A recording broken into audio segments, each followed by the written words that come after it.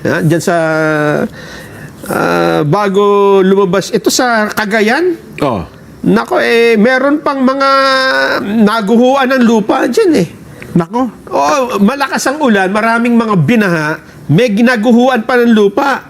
Ang masaklap dito, yung ilan sa biktima ay mga dalawang kawani daw po ng DPWH. Nako. Ba't sila nandun? Baka may ginagawa na project, ha? Nako. Teka, ha? Natabunan daw ng gumuhong lupa ang dalawang kawani ng DPWH sa San Juan, Santa Pracedes, Cagayan. Okay. Ngayon lang palang umaga ito. Ayan anong ginagawa nila doon? Ayon kay Marlene Miralles ng Municipal Disaster Risk Reduction and Management Office ng Santa Pracedes, ang isa ho sa natabunan ay nakaligtas. Yung isa naman ay critical condition. Nako. Oh. Nasa lugar daw po ang dalawa, kasama ang isa pang kawani, para magbantay sa trapiko at nagmonitor sa lugar dahil sa malakas na mga pag-ulan. Ayun, so binabantayan nila yung doon.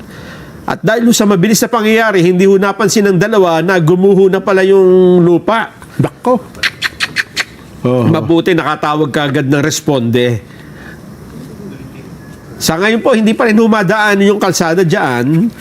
At meron naman pong ginagawang clearing operation.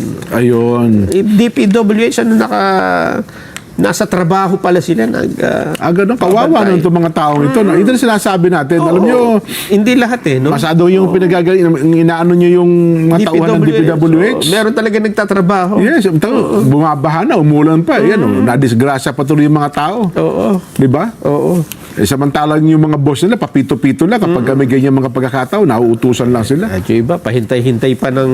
Yan, ng maleta. Oo. Oh. Naku po. Kaya maaawa ka rin talaga sa mga tao ito, no? Yung mga simple. Yes. Ito ho yung mga nasa field at nakasuong ang buhay sa panganib. Yan, literal tuloy na, panganib tuloy sila. No? Totoo. Sa dyan, Santa Pracedes, Cagayan. Sa Cagayan, no? Ngayon ko lang narinig yung lugar na yun, no? Santa Pracedes.